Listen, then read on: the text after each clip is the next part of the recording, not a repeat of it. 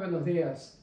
Bienvenidos al Ministerio Nuevo Comienzo. Los saludamos desde aquí. Confiamos que se encuentren bien y les agradecemos que estén pendientes de este momento en el que juntos, ustedes allá y nosotros aquí, adoramos el nombre de nuestro Señor, Dios y Salvador, nuestro Señor Jesucristo.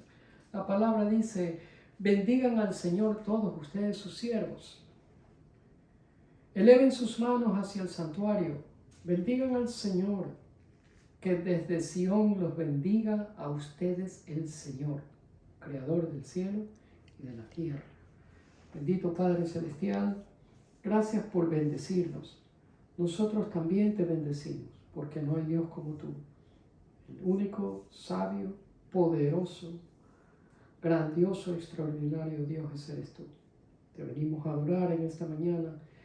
Dirígenos en la exposición de tu palabra y habla nuestras vidas. En el nombre de Jesús te damos gracias. Amén y amén. Pues bien, hoy empieza la estación de Adviento, lo cual quiere decir venida del Señor, lo que conocemos como Navidad.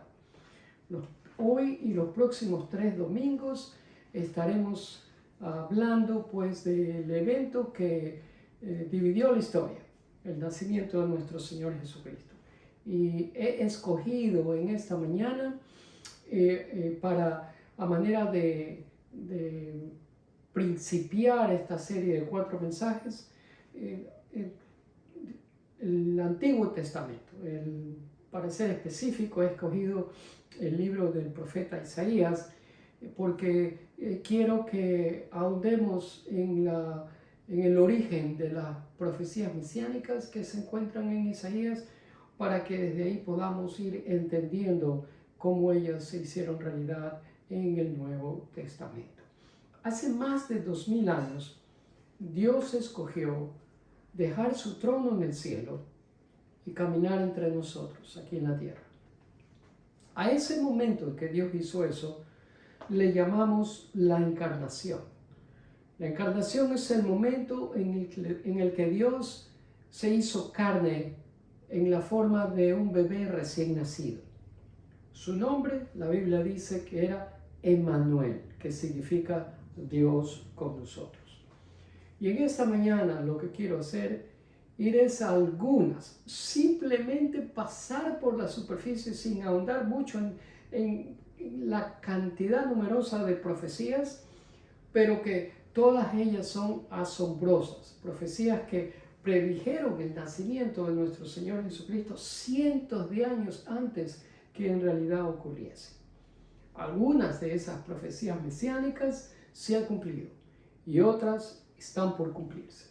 Pero la pregunta que me hago, y de hecho se la hago a usted también, es: ¿qué es lo que tiene la Navidad que cada año regresamos a ella con el mismo vigor, anticipación, esperanza y gozo? ¿Qué es? ¿Sí ve? Cantamos los villancicos que los conocemos ya de memoria porque los hemos cantado durante toda la vida. Pero la pregunta es: ¿qué es lo que hace que la Navidad sea tan significativa?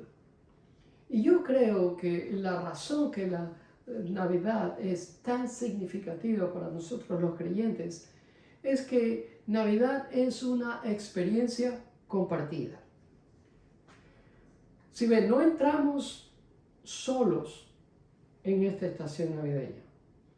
Compartimos memorias de momentos de Navidades pasadas que hemos compartido con seres queridos, familiares y amistades. Compartimos la historia, la verdad de la historia de la Navidad, la cual continúa reavivándonos cada vez que la leemos y que cada vez que la oímos también. Compartimos la música navideña, compartimos hasta regalos, compartimos el gozo de poder disfrutar juntos otra Navidad más. Y sea que estemos en el mismo país o en diferente país, en la misma ciudad o en diferentes ciudades, Aún así compartimos con las personas que amamos la época de este año, de esta estación que estamos celebrando. Por eso es que digo que la Navidad es una experiencia compartida. Y aunque la Navidad siempre trae consigo la idea, el concepto de compartir, hay algo que no parece que compartimos en esta historia. Y eso es que usted y yo no somos judíos. La Navidad no es la historia suya ni mía. La Navidad es una historia judía. Y todos los protagonistas principales en la historia de la Navidad son judíos. Se lleva a cabo en tierra que es judía. Pero el asunto es que nosotros tenemos un conocimiento limitado de la cultura, de la gente y del idioma judío. No sabemos nada, o por lo menos sabemos muy poco acerca de cómo antepasados judíos contaron a generaciones posteriores la manera en que fueron rescatados de la esclavitud de Egipto. Sabemos muy poco de eso.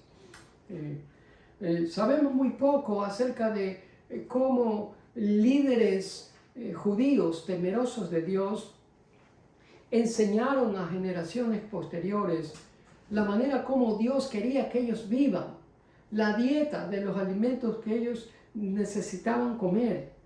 Y a pesar de que ese pueblo judío pasó por muchos periodos de guerras, conflictos y de oscuridad, todos ellos vivían con la perspectiva de la venida del Mesías. Todos ellos tenían y vivían con la esperanza de que el Mesías iba a venir en cualquier momento. Es decir, que la historia de la Navidad tiene su origen en el Antiguo Testamento, en la manera como la gente, el pueblo judío, percibía la venida del Salvador, del Mesías Redentor. Ahora bien, al que no es judío, todo lo que le acabo de decir le resulta difícil de entender. ¿Por qué? Porque nosotros no hemos pasado por todas esas experiencias que el pueblo judío pasó. Nosotros, por la gracia de Dios, hemos sido injertados, añadidos e incorporados en esa historia, pero no es nuestra historia.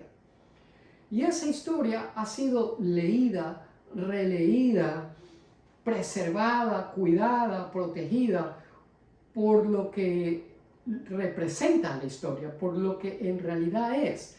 Y esa historia es un tesoro, es un regalo muy valioso. Para las personas que no somos judíos, el Antiguo Testamento, el origen de esta historia de la Navidad, que se remonta al Antiguo Testamento, no es más que eso, un documento antiguo, un documento viejo. Pero las promesas hechas para el pueblo judío son también para nosotros, aunque no seamos judíos.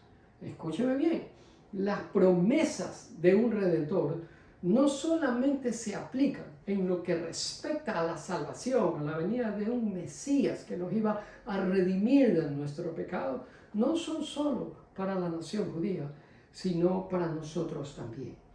Ahora, en ese contenido bíblico que llamamos Antiguo Testamento, el Mesías está en el centro de las Escrituras. Le doy un ejemplo.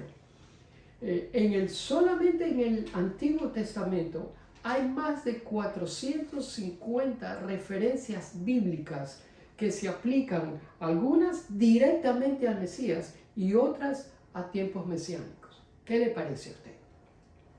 Incluso el propio Señor Jesucristo en Juan 5 dijo: estas son las Escrituras, en clara referencia al Antiguo Testamento. Dijo: estas son las Escrituras que testifican de mí.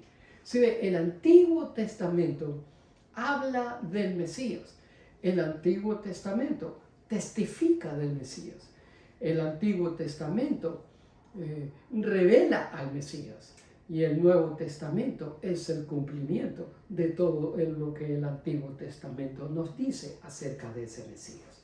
Por lo tanto, cuando venimos a la historia de la Navidad, no debería de sorprendernos que las raíces están precisamente en ese documento, en ese contenido bíblico que nosotros llamamos Antiguo Testamento. Ahora bien, para sorpresa de la mayoría de los gentiles, y gentiles somos todos los que no somos judíos, y yo no soy judío, soy un gentil, y usted, si no es judío, también lo es.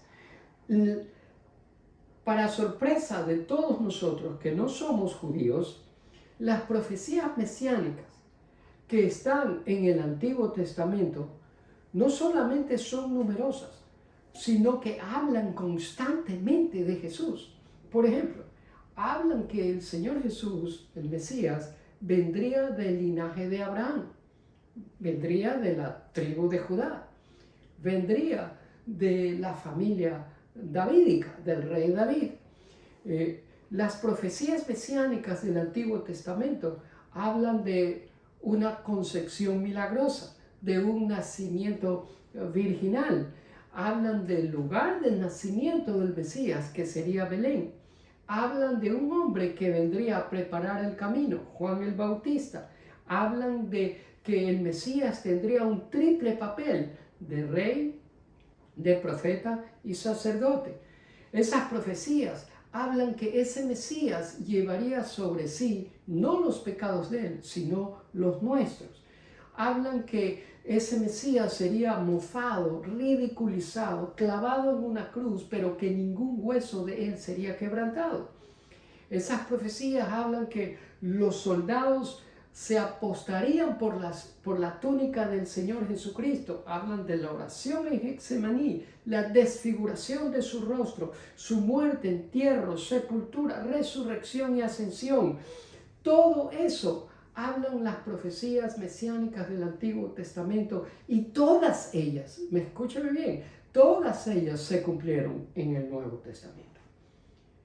Y aún así son pocos, incluyendo gente cristiana, los que conocen declaraciones tan importantes hechas por los profetas, quienes todos ellos fueron también judíos.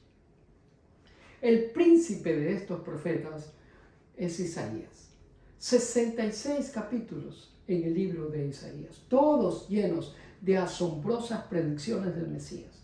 Observe cuán específico fue el profeta Isaías con respecto a la venida del Mesías. Por eso es que el título del mensaje de hoy es Profecías asombrosas y vamos a estar en el libro de Isaías. Abrimos con Isaías capítulo 7, versículo 14. El Señor mismo les dará la señal. Miren, la Virgen concebirá un niño, dará a luz un hijo y lo llamarán Emmanuel, que significa Dios está con nosotros. Isaías escribió eso, el profeta Isaías.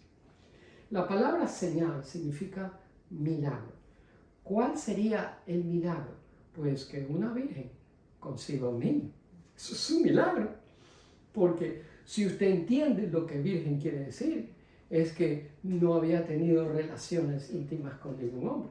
Por lo tanto, es imposible que una mujer que sea virgen, que no tenga relaciones con un hombre, pueda concebir. Por lo tanto, la señal es un milagro. Ahora, esa virgen concebiría, daría a luz a su hijo, a un hijo, y lo llamaría Emmanuel. Él significa Dios y Emmanuel significa con nosotros. Si juntamos las dos palabras, significa Dios con nosotros.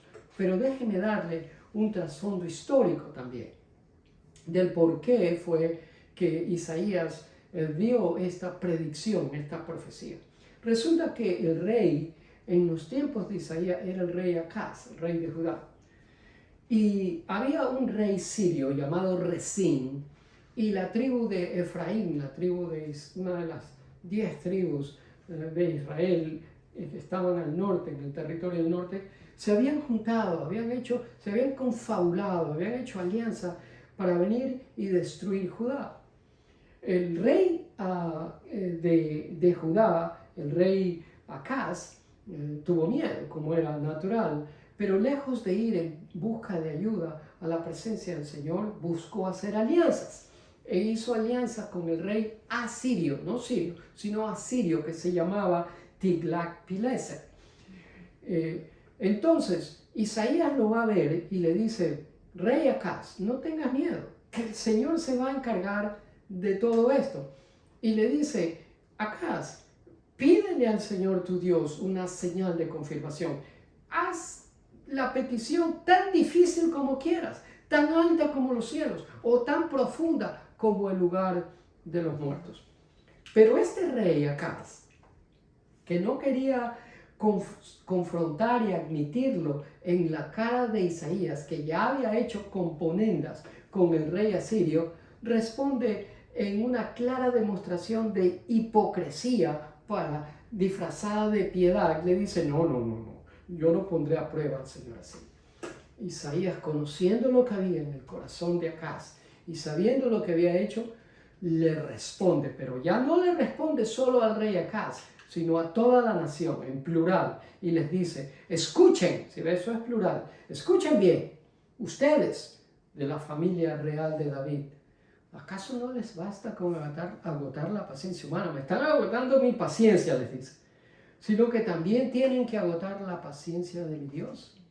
¿Hasta cuándo tanta desfachatez y tanta hipocresía?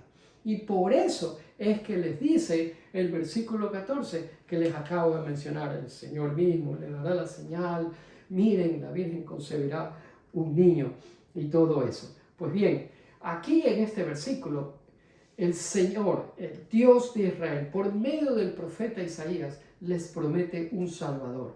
Y el Salvador vino. Y vino a lo suyo, pero los suyos no le recibieron. Ahora, usted se pregunta tal vez: ¿cómo podemos afirmar que esta predicción que usted está viendo aquí en la pantalla era acerca de Jesús? Y me alegro, si usted lo ha hecho esa pregunta, es una excelente pregunta, me alegro que la haya hecho. Y lo voy a llevar ahora al Nuevo Testamento para poder entender, porque no podemos entender el Antiguo sin el Nuevo. Y el Nuevo no sería nuevo sin el Viejo. Por lo tanto, vamos a Mateo 1:21. Esto va para José, el comprometido a matrimonio de María. Ya sabía lo que María le había dicho y José estaba pero devastado. Pero en el sueño, un ángel tiene una revelación y le habla a José y le dice: y tendrá un hijo, refiriéndose a María, y lo llamarás Jesús, porque él, o sea Jesús, salvará a su pueblo de sus pecados. Esta es la profecía con referencia al Salvador, a Jesús, porque Jesús es lo mismo que Yahweh. El significado es: Dios es salvación. O sea, vendría un Salvador, vendría un Mesías, vendría un Redentor. Y luego añade: todo eso sucedió para que se cumpliera el mensaje del Señor a través de su profeta. ¿Cuál profeta? Ahora Mateo va a citar al profeta Isaías. Mire usted lo que cita. Mire, la Virgen concebirá un niño, es lo mismo que escribió Isaías. Pero Isaías lo escribió 700 años antes, 7 siglos antes. Antes de que esto ocurriese, Isaías ya había dicho esto, y ahora en el Nuevo Testamento vemos cómo se estaba cumpliendo esa profecía. Ahora, Mateo, el que escribió el Evangelio de Mateo, era judío y hace una referencia, una cita bíblica a la profecía de Isaías, que eran otros judíos. Y la palabra que Mateo utiliza era virgen. Hay mucha gente que dice que virgen lo que quiere decir es una mujer joven, pero no, en los idiomas originales, tanto el arameo como el griego, la palabra virgen es partenos, que significa una que nunca ha tenido relaciones íntimas con un hombre. no solo significa una que es joven, sino también una que es virgen. La profecía del Antiguo Testamento, entonces, mis amados hermanos, se cumple en tiempos del Nuevo Testamento, lo cual prueba que si el Señor cumplió sus promesas en tiempos bíblicos, también va a cumplir sus promesas en nuestros tiempos y en el tiempo futuro. Y eso me da esperanza y le debe de dar esperanza a usted. Ahora, vayamos a otro capítulo de Isaías. Seguimos con el mismo profeta, capítulo 9. Isaías escribe, pues nos ha nacido un niño. Fíjese usted, nos ha nacido un niño. ¿A quiénes? A nosotros. ¿De quién nació un niño? No vino como Superman, que vino de otra galaxia. No, le nació a una joven virgen, a un ser humano. Por lo tanto, en esta expresión, nos ha nacido un niño, esa es la perspectiva humana, esa es la perspectiva horizontal. Quiere decir María dando a luz a la criatura concebida en su vientre. Luego añade, un hijo se nos ha dado. ¿Quién lo da? Dios. Por lo tanto, aquí tenemos la perspectiva divina. Tenemos los dos lados, la horizontal, que el Salvador nace de un humano, y la divina, que Dios nos da a su unigénito Hijo. El grandioso miembro de la Trinidad se hace un bebé. Dios se hizo hombre. Divinidad vino y habitó entre nosotros. El Señor, que es más grande que todo el universo, todo lo que usted se pueda imaginar, lo que hay en el universo, se hizo un embrión, una cosita chiquita. Él, que sustenta el mundo con sus manos, escogió depender de los cuidados de una joven judía. Santidad habitando en el vientre de María. El creador de la vida siendo formados en las entrañas de su madre. Completamente divino, enteramente hombre para siempre. Asombroso, hermoso. Esa es la historia de la Navidad. Pero Isaías continúa. Dice, el gobierno descansará. Esto es futuro, no se ha cumplido. En un tiempo futuro se va a cumplir. Y este gobierno, ¿verdad?, es un dominio absoluto y total. Y esto va a venir en donde Él va a ser el que reine sobre toda la creación. Luego dice, será llamado,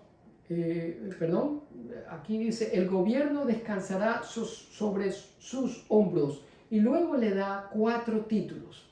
4 títulos maravillosos que son la marca de su reino. Y les dice que Él es consejero maravilloso, un solo título, Dios poderoso, Padre eterno, príncipe de paz. ¿Sí ve? El pueblo judío hace 2000 años pensaba que todos estos títulos se iban a cumplir de la noche a la mañana en el Mesías, pero no sabían que primero tenía que venir y redimir a la humanidad, que el Salvador tendría que morir en la cruz. Por lo tanto, esa parte no les gustó. Se llenaron de ceguera, de incredulidad, y todavía esperan al Mesías, cuando la realidad es que el Mesías ya vino. Ahora, consejero maravilloso, es un título que habla que el Señor Jesús es fuera de lo común, es extraordinario, sobrenatural. Su consejo es lleno de perspicacia, de percepción, de sabiduría, de entendimiento, abarcador, bien envuelto. Nunca se ha visto a alguien así. Ni siquiera hay un punto de comparación con nadie. No solamente que sería una maravilla de consejero, sino que sería Dios poderoso. ¿Se ve? Jamás, Hezbollah y todos esos grupos terroristas que hay en el mundo no le sirven ni para limpiarle los pies al Señor Jesús. Con su poder Él los destruye completamente. Padre eterno, es decir, Padre de toda la eternidad y príncipe de paz, una paz sobre la cual usted y yo no tenemos la menor idea porque nunca la hemos experimentado. en su plenitud. Pues bien, en una ocasión, vamos a ver la última. Le dije que hay como 450. Es imposible que yo me pare aquí a hablar de todas ellas. Pero esta es la última.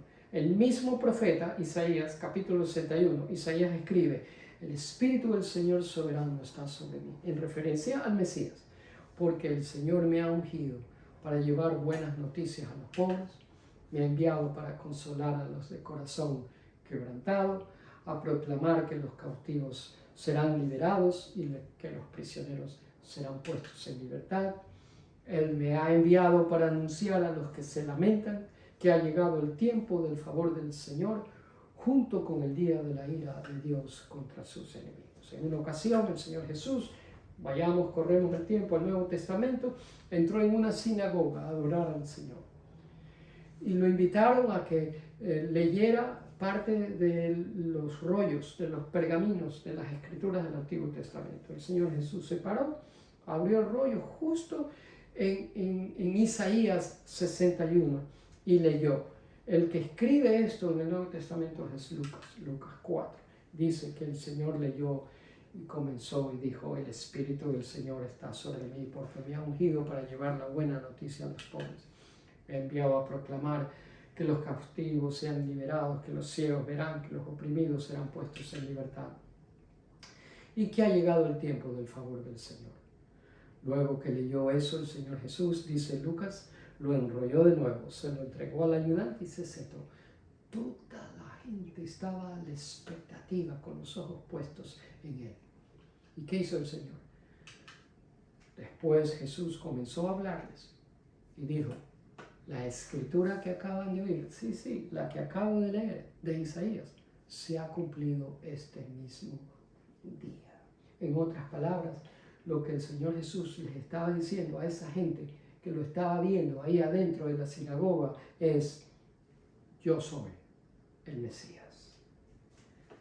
Ahora, si usted y yo hubiéramos estado ahí siendo gentiles, no nos hubiera parecido nada raro esto. Pero judíos que estaban ahí y que vivían con esa esperanza de que el Mesías vendría en cualquier momento y a quien estaban esperando, esto no pudieron pasar por alto cuando oyeron esas palabras al Señor Jesús diciendo: yo soy el Mesías. ¿Qué resultó? Que ellos esperaban un diferente Mesías, a ese que consejero extraordinario, poderoso, príncipe de paz, y que todo eso se cumpla, pero no esta clase de Mesías. No le creyeron. No solamente que no le creyeron, la palabra dice que se enfurecieron al punto que quisieron echarlo abajo de un barranco. ¿Puede usted creerse? Pero en Lucas 4:30 vemos la Navidad. Aquí en este versículo que les voy a mostrar, observe la Navidad. Lucas 4:30 dice: pero él, ¿quién?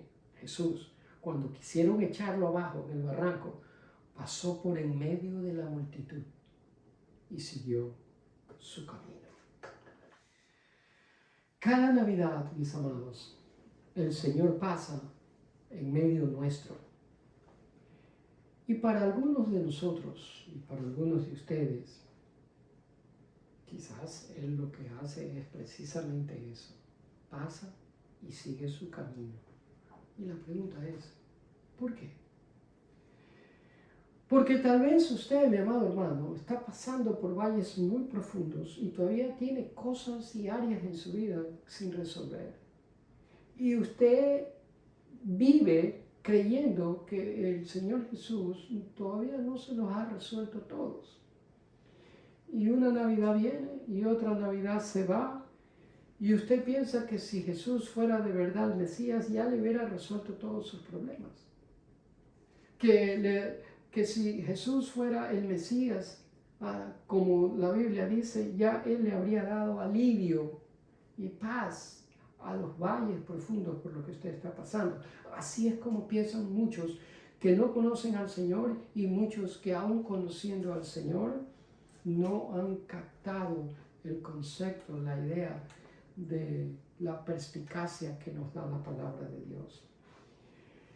Mis amados, Una parte del pueblo judío en aquella época, en los tiempos del Señor, reaccionaron con confusión cuando oyeron que Jesús les anunció que Él era el Mesías.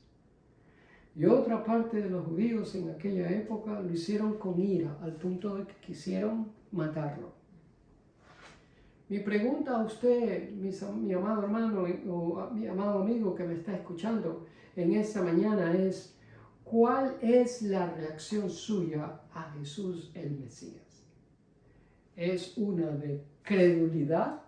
¿Usted cree en las profecías mesiánicas que apuntan al Redentor y que se cumplieron en la persona de Jesús en el Nuevo Testamento? ¿O su reacción va a ser una de incredulidad porque usted esperaba a alguien que venga y con su poder le resuelva todos sus problemas, le haga feliz, lo llene de gozo y paz, y por arte de magia todas las áreas de su vida se compongan y su vida sea diferente y su familia también? ¿Cómo reacciona usted en esta Navidad, en esta estación navideña, en la mejor celebración del año?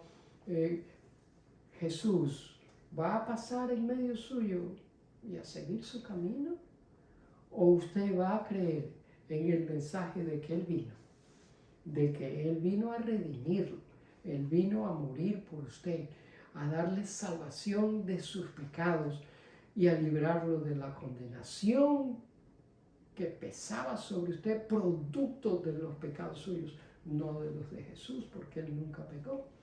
¿Cuál va a ser su reacción? Solo usted tiene la respuesta. Nadie puede responder por usted. Eso es una pregunta íntima. La relación con Jesús es una relación íntima y personal también. Incline su rostro para orar.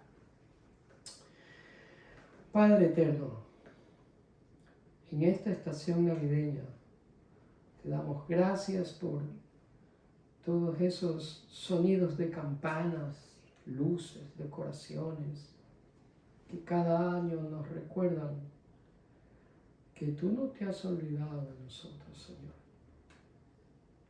Y aunque parezca que la maldad prevalece, cuando hay guerra, maldad, hay eventos, rumores de guerra, aunque haya todo eso, tu palabra dice que habrá paz, porque el príncipe de paz se asegurará que así sea. Líbranos de cinismo, de incredulidad, de indiferencia, y permite que apreciemos el mensaje que tú diste a la casa de David, tu siervo. Gracias que por tu maravillosa bondad nos has permitido entrar a nosotros también y ser parte de esta historia. No éramos parte de la historia, pero ahora gracias a Jesús sí lo somos. Te amamos más de lo que las palabras puedan describir. Guárdanos en esta semana que empieza y ayúdanos a vivir con un sentido de expectativa y anticipación, porque tú dijiste que vendrías de nuevo, y si lo dijiste, lo harás, y nosotros te creemos. Ayúdanos, Padre, a que tu Hijo, nuestro Salvador y Redentor Jesús, no pase en medio nuestro y lo dejamos que siga de largo, sino que nos aferremos a Él como nuestro Señor y Salvador. Y aquel que es poderoso para guardarnos sin caída y presentarnos sin mancha, delante de su gloria con gran alegría, al único y sabio Dios nuestro Salvador, sea gloria y majestad, imperio y potencia, ahora y por todos los siglos. Amén y amén. Espero que usted haya disfrutado el mensaje y espero que usted tenga la oportunidad de compartir el enlace con otras personas. Recuerde, la Navidad es una experiencia compartida. Comparte el enlace. Con la ayuda de Dios, continuaremos el próximo domingo en esta estación navideña celebrando el nacimiento de nuestro Salvador Jesucristo. Hasta entonces, mi esposa y yo les deseamos una semana de muchas bendiciones.